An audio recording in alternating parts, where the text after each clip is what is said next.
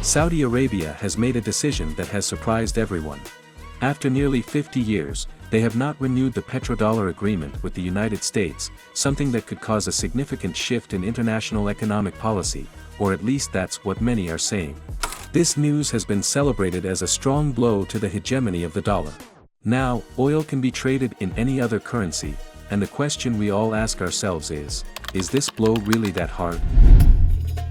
Many of you have probably heard the term petrodollar. It's inevitable to come across that word when researching topics related to international trade, and although it may seem to many that it refers to some kind of currency, it does not. Petrodollars are ordinary US dollars that have a very specific purpose, and in this video, we will find out about that, along with other questions such as, is it really such a strong blow to the United States? If you want to know the answer, keep watching this video. Hello to all the community of Finance for All, welcome to another video. Let's start. The first question we will ask in this video is the most obvious one. What is the petrodollar? Are they dollars made of oil? No, they are simply US dollars that have been exchanged for oil. It's like calling dollars exchanged for cars car dollars. So, first question answered, let's move on to the interesting part. How did all this originate? To see the origin, we have to go back to the 1960s, where Arab powers were beginning to gain more prominence in international trade. At that time, the entire monetary system was configured as follows. The currencies of different countries were linked to the dollar, and the dollar was linked to gold. The United States had to ensure that the system remained afloat, trying to maintain the dollar's value in relation to gold, known as a fixed exchange rate. This limited the United States' ability to incur debt but also created significant trade imbalances. Due to ultra-expansive policies carried out in the 1960s, coupled with high military spending caused by the Vietnam War and other conflicts, and to top it off, the oil crisis caused by the Arab-Israeli War, the monetary system was put in jeopardy, and the end of this system coincided with the birth of petrodollars. Arab economies were becoming wealthy from oil exports, allowing many of them to invest in developing their economy and, in some cases, in armaments. In Saudi Arabia's case, there was a curious problem in the 1970s. It was a sparsely populated country, creating the blessed problem of what to do with the dollars. They had so much income that they didn't know what to do with it and began investing it outside the country to generate returns. This is what was later called petrodollars. But this is only the first part that explains the origin of these petrodollars. Saudi Arabia's need to do something with them besides creating assets or things denominated in dollars. Now, the other side of the coin, the United States. The United States had dealt a final blow to what little was left of the gold standard after the suspension announced by Richard Nixon, causing the dollar to have a floating exchange rate. What does this mean? That the value of the dollar would depend on the market. The issuer of the dollar, the Federal Reserve, has to ensure that the market does not lose confidence in it. How it did this is not the topic of this video. The point, both the United States and Saudi Arabia had a problem that had a relatively simple solution, a solution that would come after the oil crisis. But there is a detail of this agreement that is often explained poorly and creates some confusion about the real implications of this agreement. They agreed that oil prices would be denominated in US dollars. In other words, anyone who wanted to buy oil from Saudi Arabia would see the prices in dollars. But the agreement did not consist of oil necessarily having to be sold in dollars, and this is a crucial point. Oil has always been able to be bought in other currencies, but if the prices are expressed in dollars, the most convenient thing is to pay in dollars and avoid conversions. This, in the end, is just a reflection of the network effect generated by the dollar.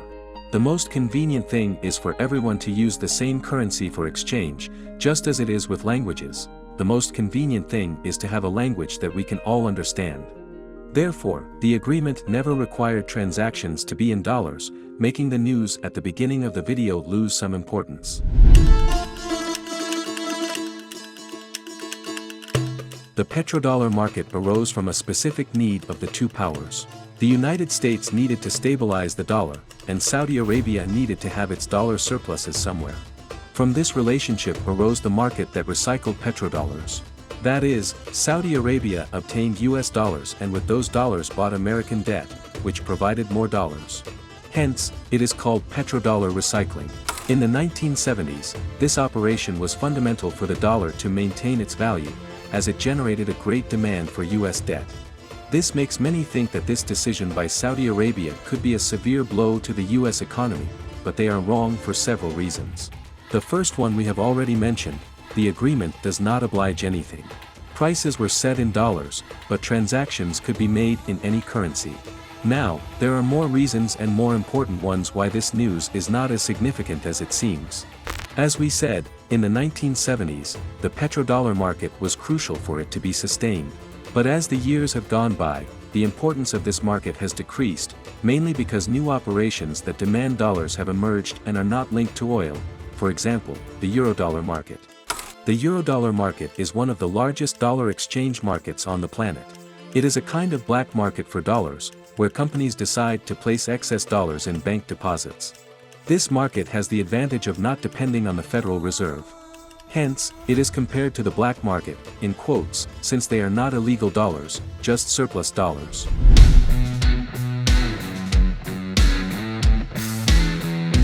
Today, this is the most important dollar market on the planet, not the petrodollar market. For example, since 2019, the daily volume of overnight eurodollar transactions has reached an average of $150 billion. In comparison, we can put the $80 billion daily of overnight federal funds. These overnight federal funds would be the official way of borrowing from the Federal Reserve. Therefore, even if Saudi Arabia says it will not accept more dollars, nothing serious would happen. Moreover, just look at how the markets reacted to this news. It had less impact than a popcorn in a microwave. And this is just one of the operations. We also have the Federal Reserve swap lines, which are another important source of dollars. In summary, the global demand for dollars does not depend on what Saudi Arabia decides to do with its oil. The hegemony of the dollar is not easy to break. The global financial system is so entrenched in the dollar that it is very difficult to think that its end is near. There are many enthusiasts, especially from the sides of China and Bitcoin, who announce that the end is near, but nothing could be further from the truth. The dollar empire remains strong, and today there is no serious competition for it. Saudi Arabia's announcement will have little effect. In 2023, 80% of oil transactions were made in dollars, and Saudi Arabia's economy is itself tied to the dollar. The Saudi riyal is pegged to the dollar. There is no way they can significantly damage the dollar. Saudi Arabia's own economy will continue to demand it.